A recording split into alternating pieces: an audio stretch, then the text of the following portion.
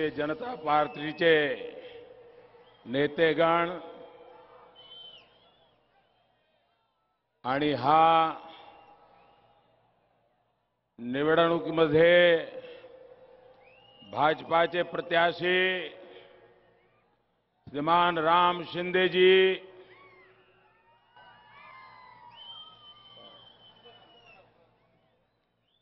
श्री माणिकराव कोकाटे जी, श्री बबनराव पाचपुते जी,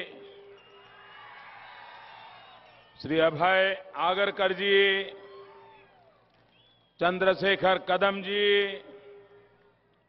शिवाजी कर्डिले, राजेश चौधरी, बाला साहब मुरकुटे, श्रीमती मोनिका राजले, श्री बाबा साहब तांबे, श्रीमती स्नेहलता कोले, भाऊ साहेब वागचौरे, श्रीमान अशोक भांगरे, श्री राजेंद्र गोंदकर और ऐसी चमचमाती धूप में विशाल संख्या में आए हुए मेरे प्यारे भाइयों और बहनों,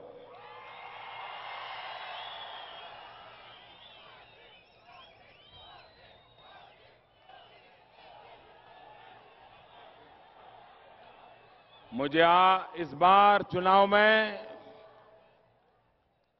महाराष्ट्र के कोने कोने में जाकर के जनता के दर्शन करने का सौभाग्य मिला है। भाइयों बहनों, ये चुनाव ऐसा है जिस चुनाव में भारतीय जनता पार्टी के विरोधियों के पास हमारे खिलाफ कहने के लिए कोई मुद्दा नहीं है और इसके कारण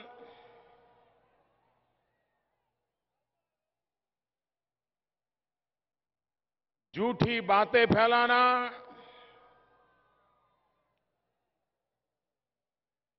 रोज नया एक झूठ छोड़ देना,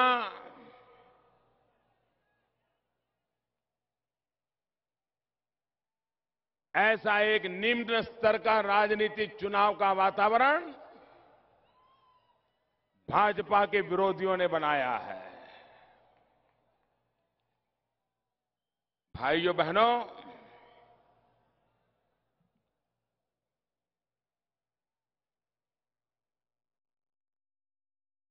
आखिर लोकसभा में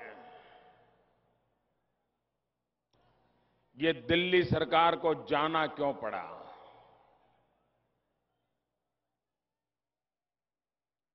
जनता जनार्दन अब किसी भी पाप को सहने के लिए तैयार नहीं है। जनता जनार्दन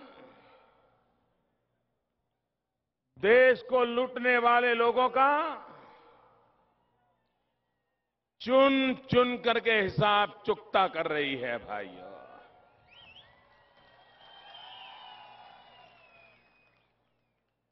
देश को जिन्होंने लूटा, देश को बर्बाद किया, उन लोगों को कड़ी की कड़ी सजा देशवासियों ने दे दी है। अब बारी महाराष्ट्र को लूटने वालों की है।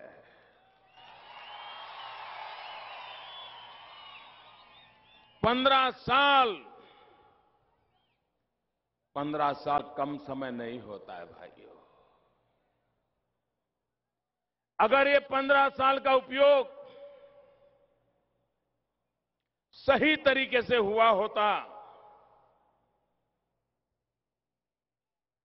महाराष्ट्र की जनता की भलाई के लिए हुआ होता, महाराष्ट्र के किसानों को मौत से बचाने के लिए हुआ होता, महाराष्ट्र में कानून और व्यवस्था को मजबूत बनाया हुआ होता, महाराष्ट्र में आतंकवादी घटनाओं के गुनहगारों को सजा दिलाने का कोई छोटा सा भी प्रयास हुआ होता, यहां के नौजवानों को रोजगार देने की कोशिश हुई होती, तो आज महाराष्ट्र कहां से कहां पहुंच गया होता। लेकिन भाइयों बहनों, उनका तो एक ही काम था, एलबीटी। ये महाराष्ट्र सरकार का एक ही काम था, एलबीटी, लूटो बांटो टैक्स। ये लूटो बांटो, यही उनका कारोबार रहा है, और भ्रष्टाचार में कुछ नहीं छोड़ा, कुछ नहीं छोड़ा। किसान का पानी हो, उसमें भी भ्रष्टाचार, बच्चों का मध्याह्न भोजन हो, उसमें भी भ्रष्टाचार, करगिल की विधवा शहीदों की विधवाओं का घर हो, उसमें भी भ्रष्टाचार, कुछ नहीं छोड़ा भाइयों। और तबाही कर दी महाराष्ट्र की। ये महाराष्ट्र कभी पूरे हिंदुस्तान को आगे खींच करके ले जाता था, अपने बलबूते पर ले जाता था। अगर महाराष्ट्र नहीं चलता था तो हिंदुस्तान चल नहीं पाता था। अगर महाराष्ट्र विकास नहीं करता था तो हिंदुस्तान का विकास नहीं हो पाता था। इतनी ताकत महाराष्ट्र की थी। आज भी देश को अगर तेज गति से चलाना होगा, देश का आर्थिक विकास करना होगा, तो मुंबई और महाराष्ट्र के बिना संभव नहीं है भाइयों। मुंबई और महाराष्ट्र के बिना संभव नहीं है। और इसलिए देश का विकास करने के लिए भी महाराष्ट्र को बचाना बहुत जरूरी हो गया है। महाराष्ट्र में विकास के नई शुरुआत करने का समय आ गया है। भाइयों बहनों, आप कल्पना कर सकते हो, ये कांग्रेस और एनसीपी का गठबंधन, ये दो दल है क्या? ये दो दल तो नाटक है, नाटक। इनका एक ही दिल है, इनका एक ही गोत्र है, एक ही चरित्र है, एक ही वृत्ति है, एक ही प्रवृत्ति है। ये राष्ट्रवादी नहीं है, ये भ्रष्टाचारवादी लोग हैं।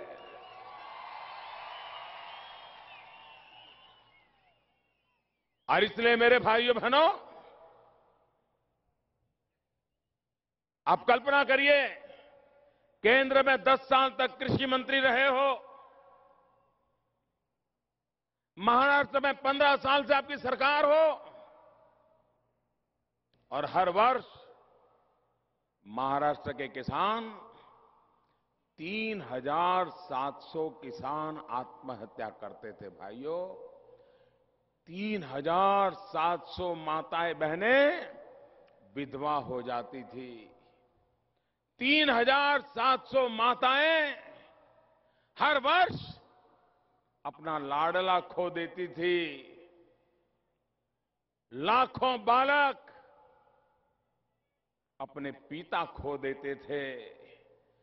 परिवार के परिवार तबाह हो जाते रहते थे। लेकिन ये एनसीपी कांग्रेस के नेताओं को उनका पेट का पानी नहीं हिलता था भाइयों। उनको जरा भी चिंता नहीं थी। ये किसानों का मौत का जवाब लेना चाहिए कि नहीं लेना चाहिए, इनको सजा करनी चाहिए कि नहीं करनी चाहिए। और झूठ ऐसा बताते हैं कि मोदी ने प्याज को विदेश भेजने से मना कर दिया है। ये 100% झूठ बोलने की इनकी ताकत देखो, ताकत देखो। ऐसा झूठ बोलने की हिम्मत करते हैं जी। मैं आज लाखों किसानों के सामने खड़ा हूं और मेरे किसान भाइयों, मैं आपको कहता हूं, ये सरासर झूठ है, झूठ है, झूठ है।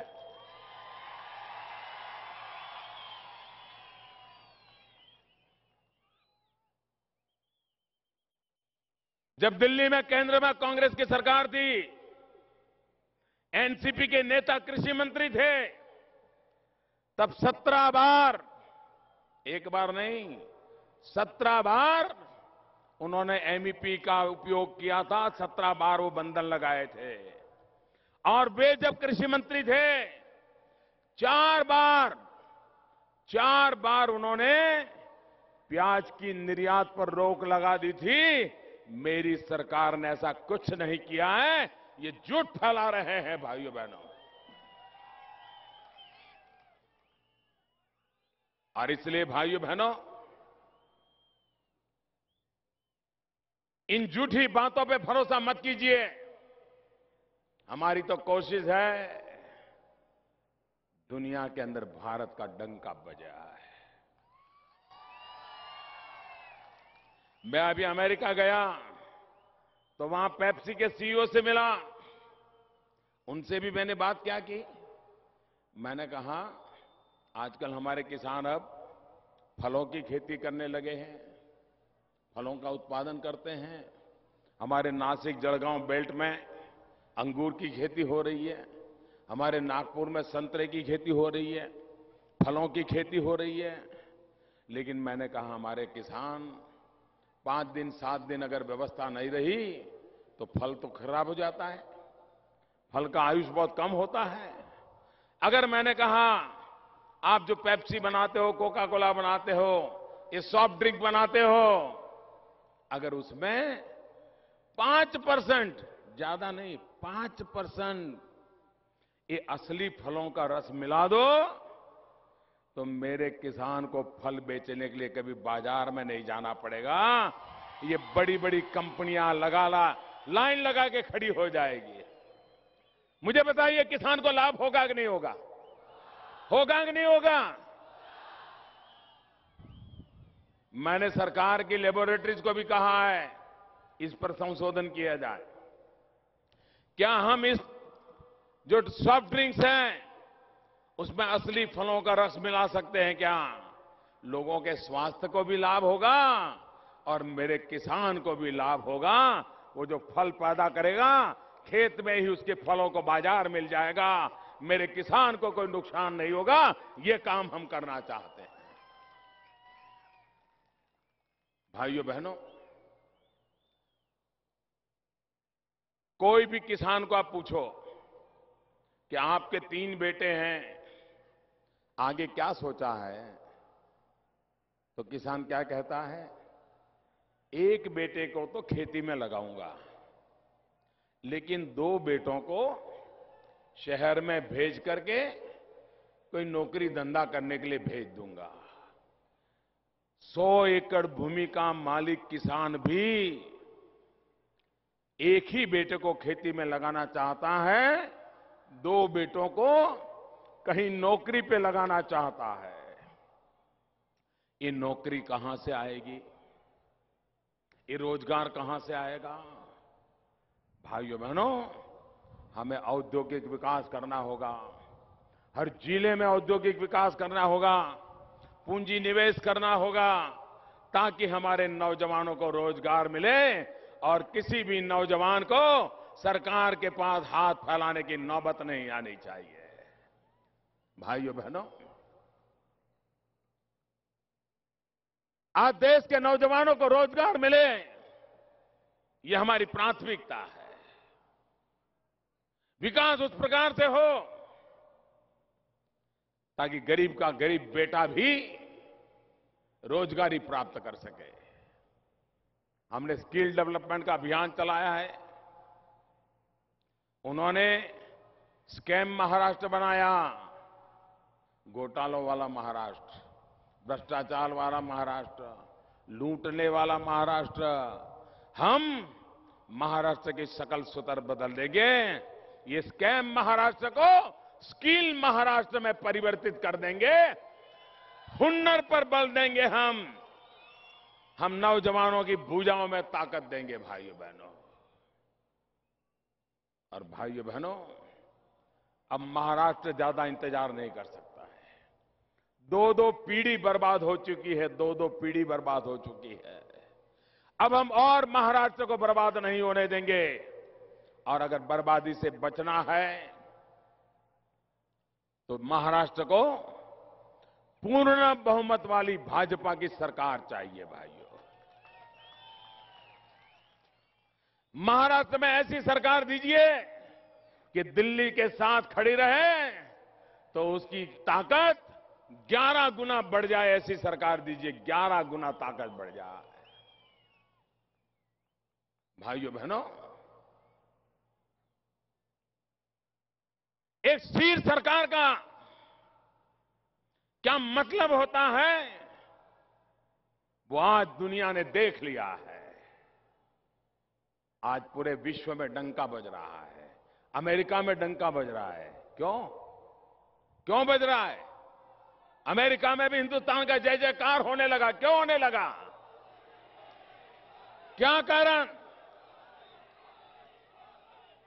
मोदी के कारण नहीं बज रहा है डंका। ये डंका मोदी के कारण नहीं बज रहा है। ये जादू मोदी का नहीं है, ये करिश्मा मोदी का नहीं है। ये डंका बाज रहा है, आपके कारण बज रहा है, आपके कारण बज रहा है। देश के 125 करोड़ नागरिकों के कारण बज रहा है। देश के 125 करोड़ नागरिकों के कारण बज रहा है, क्योंकि देश के 125 करोड़ नागरिकों ने पूर्ण बहुमत के साथ दिल्ली में सरकार बनाई है। जब मोदी किसी को मिलता है तो सामने वाले को पता होता है मोदी अकेला नहीं है, इसके पीछे 125 करोड़ हिंदुस्तानी खड़े हैं, इसलिए वो हिंदुस्तान का लोहा मानता है। अगर हमें महाराष्ट्र का जय जयकार करना है, हम चाहते हैं कि दुनिया में छत्रपति शिवाजी महाराज का भी नाम हो जाए, अगर हम चाहते हैं दुनिया में महाराष्ट्र का जय जयकार हो जाए, तो महाराष्ट्र में भी पूर्ण बहुमत वाली भाजपा की सरकार बनाई है। ये भाई भतीजावाद से बाहर निकालिए, ये परिवारवाद से बाहर निकालिए, ये बाहुबलियों के तूफान से बाहर निकालिए। कैसा तूफान चला है आजकल? मकान खाली करना, बाहुबली आ जाता है। प्लॉट कब्जा कर लेना, बाहुबली आ जाता है। लोगों को गाड़ी नहीं आई हो, हफ्ता लेना, बाहुबली आ जाता है।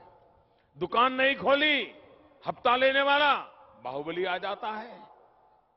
ये बाहुबलियों का कारोबार अब महाराष्ट्र से विदाई होनी चाहिए भाइयों, विदाई होनी चाहिए। अब बाहुबलियों की जगह जेल में होनी चाहिए, ये बाहुबलियों की जगह महल में नहीं होनी चाहिए भाइयों। और ये सब संभव है दोस्तों, आपके अगर आशीर्वाद मिल जाए, मैं आपको विश्वास दिलाता हूं ये सब संभव है। आप इस चुनाव में भारतीय जनता पार्टी को पूर्ण बहुमत दीजिए, और दिल्ली में, यहां महाराष्ट्र में अगर आपने भाजपा की पूर्ण बहुमत वाली सरकार बनाई ना, तो मुझे भी आपकी सेवा करने का मौका मिल जाएगा। मैं भी आपके सपनों को पूरा करने के लिए एक सिपाही बन के खड़ा हो जाऊंगा, और इसलिए मुझे आपका आशीर्वाद चाहिए। इस चुनाव के सभी उम्मीदवारों को मेरी प्रार्थना है कि आ जाए। उम्मीदवार, सारे उम्मीदवार, इस चुनाव के उम्मीदवार आ जाए। अच्छा भाइयों बहनों, मेरी एक बात मानोगे? जरा सुनिए मुझे, मेरी बात मानोगे? ऐसे नहीं, सबके सब आवाज दीजिए। मेरी बात मानोगे? मैं कहूंगा वो करोगे? पक्का करोगे?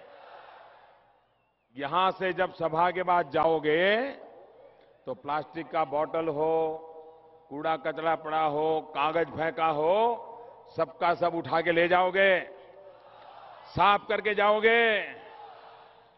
ऐसा पवित्र जगह है, इस पवित्र जगह को गंदा करने का हमें अधिकार नहीं है। इस पवित्र जगह की पवित्रता बनाने के लिए यहां से जाते समय मैदान साफ करके जाएंगे। करेंगे? ऐसा नहीं, पूरा सबका आवाज चाहिए। करेंगे? पक्का करेंगे? मेरे साथ दोनों मुट्ठी बंद करके बोलिए, भारत माता की, भारत माता की, भारत माता की। बहुत बहुत